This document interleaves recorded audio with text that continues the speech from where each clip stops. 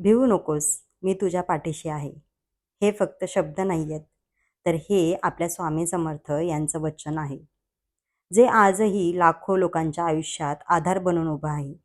आजचा दिवस तेवढाच खास आहे, कारण आज आपल्या स्वामींचा प्रकट दिन आहे. स्वामी नेहमी म्हणायचे, देवावर विश्वास ठेव, पण कर्म सोडू नकोस. कर्म केल्याशिवाय फळ मिळत नाही आणि श्रद्धेशिवाय शांती मिळत नाही. तर हाय हॅलो, मी प्रियंका तुम्हा सगळ्यांचं पुन्हा एकदा स्वागत करते नवीन छान अशा एका ब्लॉगमध्ये. तर आय होप तुम्ही खूप छान मस्त आणि मजेतच असाल. आजचा दिवस खरंच आपल्या सगळ्या स्वामी भक्तांसाठी खूप खास आहे आणि त्यामुळे सकाळी असं छान मी उरकून घेतलेलं आहे. माझी सगळी तयारी वगैरे झालेली आहे. मी छान फ्रेश वगैरे झाली आहे. म्हटलं चला सकाळी सकाळी स्वामींची गाणी वगैरे लावूयात. तसं तर मी रोजच माझ्या दिवसाची सुरुवात स्वामींच्या गाण्यांनीच करत असते आणि खरंच सांगायचं तर ना, सकाळी सकाळी त्यांचं नाव ऐकलं ना की एक वेगळीच शांतता मिळते. घरात हलक्या आवाजात जेव्हा स्वामींची गाणी लागलेली असतात आणि त्या वातावरणात दिवसाची सुरुवात झाली की मन सुद्धा आपोआप प्रसन्न होतं. आणि दिवसभर कितीही कामं असली ना, कितीही धावपळ असली, पण सकाळचे हे काही क्षण ना फक्त स्वामींसाठी आणि माझ्या स्वतःसाठी असतात. आणि कदाचित म्हणूनच ही एक छोटीशी सवय माझ्या दिवसाला एक सकारात्मक सुरुवात देऊन जाते. सकाळी मी पहिलं माझं घर वगैरे उरकायला घेतलेलं आहे, कारण मला पूजेच्या आधी सगळं घर वगैरे क्लीन करून घ्यायचं होतं. आणि ही सगळीच आपल्या बायकांची सवय असते, की काही पूजा वगैरे असेल किंवा नॉर्मली सुद्धा आपण पहिलं आपलं घर उरकायला घेतो सकाळी-सकाळी. जेव्हा आपलं घर असं छान उरकलेलं असतं ना सकाळी, मस्त असं फ्रेश वाटतं एकदम. आपल्याला सुद्धा पूजा वगैरे करायला एकदम मन लागतं आणि घर सकाळी असं छान क्लीन केलेलं असेल ना, आपोआप पॉझिटिव्हिटी एकदम क्रिएट होते घरामध्ये. आणि मला खरंच घर क्लीन केल्याशिवाय ना, असं वाटत नाही की पूजा वगैरे करू. मी रोज माझं घर आधी क्लीन करते आणि त्याच्यानंतरच मी पूजा वगैरे करायला घेते. आणि त्यातल्या त्यात आजचा दिवस आपल्या सगळ्यांसाठीच खूप खास आहे. त्यामुळे म्हटलं चला आधी आपलं घरच छान क्लीन करून घेऊया आणि त्यानंतर सगळी पूजेची वगैरे तयारी करून घेईन.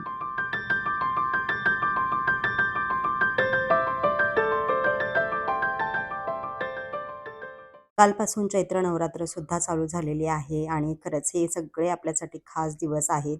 आणि या दिवसामध्ये ना खरंच इतकी पॉझिटिव्हिटी क्रिएट होते ना, खरंच असं वाटतं की सगळं वातावरण असं पॉझिटिव्हिटीने भरल्यासारखं वाटतं. तसं तर मी चैत्र नवरात्र किंवा नवरात्रामध्ये काही उपवास वगैरे नाही धरत. मी शक्यतो खूप कमी उपवास पकडते. पण तरी पण ह्या दिवसामध्ये ना एक वेगळीच एनर्जी, एक वेगळीच पॉझिटिव्हिटी असते. आज शुक्रवार सुद्धा आलाय, तर म्हटलं चला जेवण वगैरे बनवायच्या आधी आपण गॅस वगैरे सगळं छान क्लीन करून घेऊया. किचन छान क्लीन करून घेऊया, कारण आज अन्नपूर्णेचा दिवस आहे. शुक्रवार हा अन्नपूर्णेचा दिवस असतो, आपल्या सगळ्यांनाच माहिती आहे. त्यासाठी मी ते छान किचन वगैरे क्लीन करून घेतला. तुम्ही कधी पाहिलं असेल तर साऊथ इंडियन जे असतात ना, त्यांच्या कल्चरमध्ये रोज गॅसची पूजा केली जाते. रोज जेवण बनवायच्या आधी ते गॅसची पूजा वगैरे करतात आणि खरंच त्यांचं कल्चर खूप छान आहे. ऑब्व्हियसली आपलंसुद्धा आहे. आपलं कल्चर तर खरंच खूप मस्त आहे. पण त्यांचं जे डेली असतं ना, डेलीच्या डेली म्हणजे गॅसची पूजा करूनच मग ते जेवणाला सुरुवात करतात, जेवण बनवायला सुरुवात करतात. हे मला खूप आवडतं. आणि छान फुलं वगैरे वाहतात गॅसला, छान पूजा असते त्यांची. मेन म्हणजे त्यांचे जे देव वगैरे असतात, त्यांची जी पद्धत असते ना पूजा वगैरे मांडायची, खरंच खूप छान असते. मला खरंच खूप आवडते ती. ते ज्या पद्धतीने देव वगैरे सजवतात किंवा त्यांची जी मंदिरं वगैरे असतात, घरामध्ये सुद्धा त्यांची इतकी छान-छान मंदिरं वगैरे असतात ना मोठी-मोठी. ऑब्व्हियसली त्यांच्याकडे घरंसुद्धा तेवढीच मोठी असतात.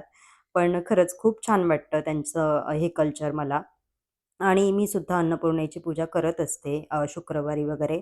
अशा पद्धतीनेच मी पूजा करत असते अन्नपूर्णेची. खूप घाई असेल तर मी निदान गॅसच्या शेगडीची तरी म्हणजे सॉरी गॅसची तरी पूजा करत असते. आणि ह्या गोष्टी आपण खरंच केल्या पाहिजेत. खरं सांगायचं तर मला त्यांच्या ज्या रांगोळ्या वगैरे असतात ना, ज्या पद्धतीने ते रांगोळ्या वगैरे काढतात, त्या गोष्टी मला खरंच खूप आवडतात. किंवा उंबरठ्याचं पूजन असतं त्या लोकांचं, ते सुद्धा इतकं छान असतं ना. आपले सुद्धा लोकं करतात, तितकंच छान करतात. आपलं सुद्धा कल्चर एकदम छान आहे, मस्त आहे. पण कधी-कधी आपण एखाद्या गोष्टी एखाद्याकडून एखादी गोष्ट शिकायची म्हटलं ना, तर मला असं वाटतं की मी कधी-कधी त्यांचे व्हिडिओज असे कधी रील वगैरे येतात ना, तेव्हा मी त्यांचे व्हिडिओज बघत असते. इतकं छान वाटतं ना आणि खरंच खूप मन प्रसन्न होतं त्यांचे असे व्हिडिओज किंवा त्यांचे उंबरठ्याचे लेपन वगैरे करण्याची पद्धत जी असते, त्यांची रांगोळी जी असते, खरंच खूप छान वाटतं मला.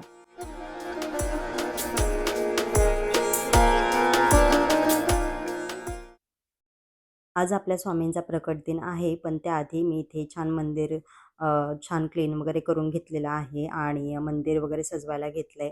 म्हटलं आधी चला देवांची पूजा वगैरे करून घेऊया आणि मग स्वामींची पूजा करायला घेऊया.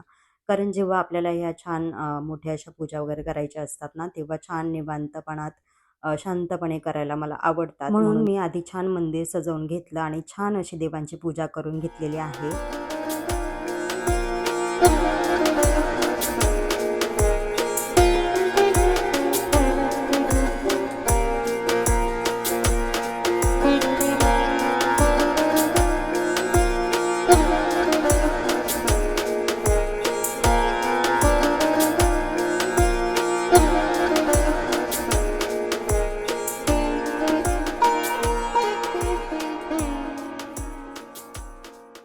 आज माझं मंदिर खरंच इतकं छान दिसत होतं ना, कधी-कधी आपल्या ज्या डोळ्यांनी आपण बघू शकतो ना, ते कॅमेरामध्ये कधी-कधी नाही दिसत. इतकं छान दिसत होतं मंदिर.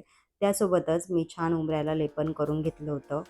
आपण रोज जे हळदीचं लेपन करतो किंवा रांगोळी काढतो, त्यापेक्षा ना अशा काही खास दिवशी जेव्हा आपण हे हळदीचं लेपन किंवा रांगोळी वगैरे काढतो ना, त्याची मजा काही वेगळीच असते. त्याचा ऑरा काहीतरी वेगळाच असतो आणि खरंच इतकी छान पॉझिटिव्हिटी क्रिएट होते ना, खरंच खूप छान वाटतं. जेव्हा असे काही खास सण असतात, काही स्पेशल दिवस असतात, जसं की आजचा स्वामींचा प्रकट दिन आहे आणि त्या दिवशी आपला उंबरा जर अशा पद्धतीने सजलेला असेल, तर स्वामी आपल्या घरात येण्यापासून कसे स्वतःला थांबवू शकतील मला सांगा. तर चला असो, त्यानंतर मी छान पूजेची तयारी करायला घेतलेली आहे. चौरंग खाली ठेवण्याच्या आधी मी छान स्वस्तिक काढून घेतलेलं आहे. स्वस्तिक हे खूप शुभचिन्ह मानलं जातं. सुख, समृद्धी आणि सकारात्मक ऊर्जेचं प्रतीक आहे. असं म्हणतात, की जिथे स्वस्तिक काढलं जातं, तिथे वातावरण शुद्ध आणि प्रसन्न राहतं आणि म्हणूनच पूजेची सुरुवात करण्याआधी ही छोटीशी पण महत्त्वाची गोष्ट केली जाते. तसं तर स्वामींनी असं काही सांगितलेलं नाहीये, की एवढीच मोठी पूजा करा, तशीच पूजा करा, अशीच पूजा करा. खरं तर पूजा आपण कशीही करू, त्याने काही फरक पडत नाही. या दिवशी सगळ्यात महत्त्वाची गोष्ट असते म्हणजे ती त्यांची सेवा करणं आणि त्यांची सेवा करणं म्हणजे जसं की कोणाला मदतीची गरज असेल त्यांना मदत करणं, गरजूंना अन्नदान करणं किंवा घरातल्या मोठ्यांची काळजी घेणं, कधी-कधी फक्त एखाद्याशी प्रेमाने बोलणं किंवा कोणाचं मन दुखणार नाही असं वागणं, ही सुद्धा एक सेवाच असते. स्वामींनी नेहमी सांगितलं आहे, की खरी भक्ती ही फक्त देवासमोर बसून पूजा करण्यात नसते, तर आपल्या रोजच्या वागण्यात सुद्धा ती दिसली पाहिजे. म्हणूनच या दिवशी आपण जे काही करू शकतो ते मनापासून आणि चांगल्या भावनेने करावं. बस एवढं जरी आपण केलं ना, तरी ती सेवा स्वामींपर्यंत नक्की पोहोचते.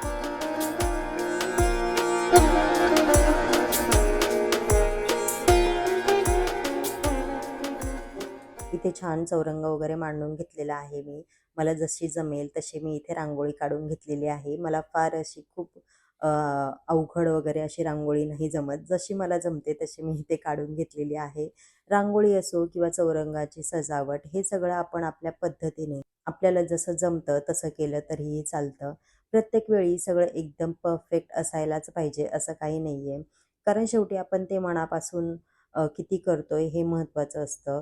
किती श्रद्धेने करतोय हे जास्त महत्त्वाचं असतं आणि म्हणूनच मी हे एकदम साध्या सोप्या अशा पद्धतीने हे जसं मला आवडेल तशा पद्धतीने मी हे सजवून घेतलेलं आहे आणि खरंच असं केलं ना की पूजेला एक छान सुरुवात झाल्यासारखं वाटतं. ते झाल्याच्या नंतर सगळ्यात आधी माझ्याकडे स्वामींचा फोटो आहे, तर तो मी इथे ठेवून घेतलेला आहे. तुमच्याकडे मूर्ती असेल तर तीही तुम्ही इथे ठेवून घेऊ शकता.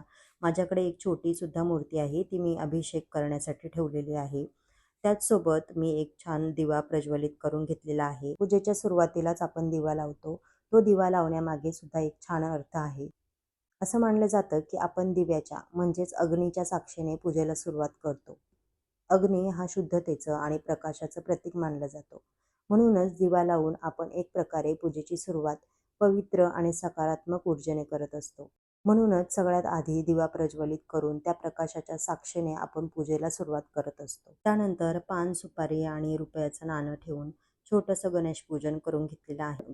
कारण गणपती बाप्पा हे विघ्नहर्ता आहेत. त्यामुळे कोणतीही पूजा करण्याच्या आधी आपण पहिलं त्यांची पूजा करून घेत असतो. आता हे सगळं करून झाल्याच्या नंतर छान धूप वगैरे दाखवून घेतलेला आहे आणि आता यानंतर आपण आपल्या स्वामींच्या अभिषेकाला सुरुवात करणार आहोत. तर इथे माझ्याकडे छोटी मूर्ती आहे स्वामींची. तीच मी इथे तामणामध्ये ठेवून घेतलेली आहे. छान हळद कुंकू वगैरे वाहून घेतलेलं आहे. त्यानंतर स्वामींना फूल वाहून घेतलेलं आहे आणि अभिषेक सुरू करण्याच्या आधी स्वामींना एक छोटंसं आवाहन केलेलं आहे की आज मी जी काही पूजा आणि अभिषेक करत आहे ती माझ्या हातून छान पार पडू दे आणि मी जे काही करते ते मनापासून स्वीकारा. हे छोटंसं आवाहन करून मी स्वामींचा आशीर्वाद घेतलेला आहे आणि त्यानंतर मी जे काही पंचामृत इथे बनवून घेतलेलं आहे त्यानेच स्वामींना अभिषेक घालून घेत आहे.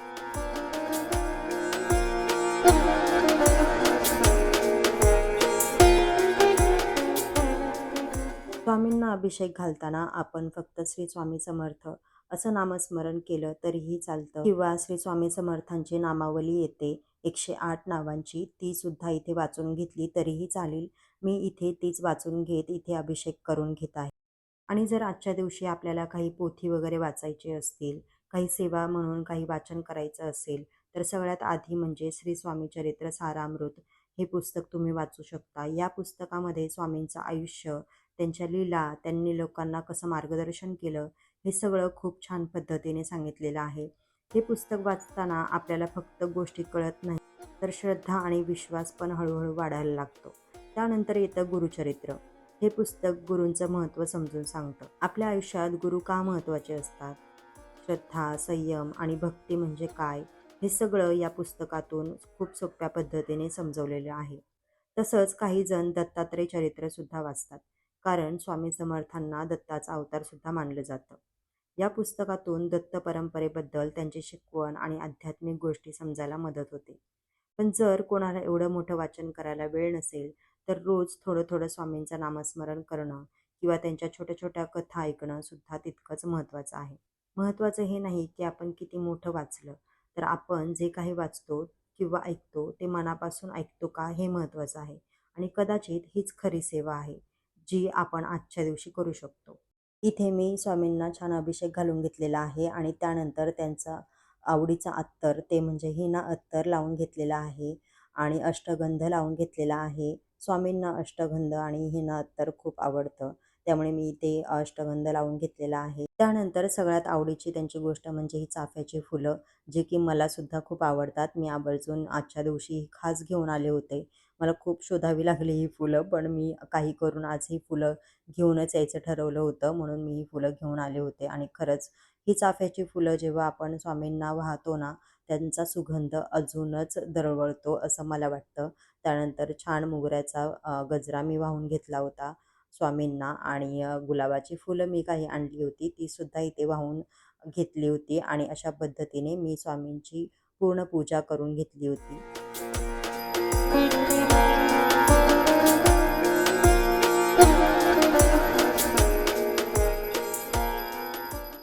पोथी वगैरे सगळं वाचून झाल्याच्या नंतर इथे मी आरती करायला घेतलेली आहे. मी नामस्मरण वगैरे करताना खूप क्वचित व्हिडिओ वगैरे शूट करत असते. मला स्वतःला नाही आवडत ते. म्हणून मी इथे काही व्हिडिओ वगैरे शूट केलेला नाही आहे त्याचा. त्यानंतर आम्ही दोघांनी छान आरती करून घेतली होती आणि आज स्वामींचा दिवस आहे, तर त्यांच्याच काही फेवरेट गोष्टी मी बनवल्या होत्या जेवणासाठी. ते म्हणजे पुरणपोळीचा नैवेद्य. आज मी स्वामींच्या नैवेद्यासाठी पुरणपोळी बनवलेली होती. कुरडई, पापडी ह्या सगळ्या गोष्टी होत्या आणि आजचा दिवस स्वामींचा आहे, तर सगळ्या गोष्टीसुद्धा त्यांच्याच आवडीच्या असल्या पाहिजेत. मला त्यांच्यासाठी शेवचे लाडूसुद्धा बनवायचे होते, पण काही कारणास्तव मला ते जमले नाहीत. तर चला, आजची ही पूजा आणि अभिषेक तुम्हाला कसा वाटला मला कमेंटमध्ये नक्की सांगा. आणि लक्षात ठेवा, स्वामी समर्थ यांचा आशीर्वाद नेहमी आपल्यासोबत आहे. तो आपल्याला सदैव मार्गदर्शन आणि सकारात्मक ऊर्जा देत राहील. मग पुढच्या ब्लॉगमध्ये पुन्हा भेटूया. तोपर्यंत आनंदी राहा, खुश राहा, हसत राहा, स्वतःची काळजी घेत राहा. बाय.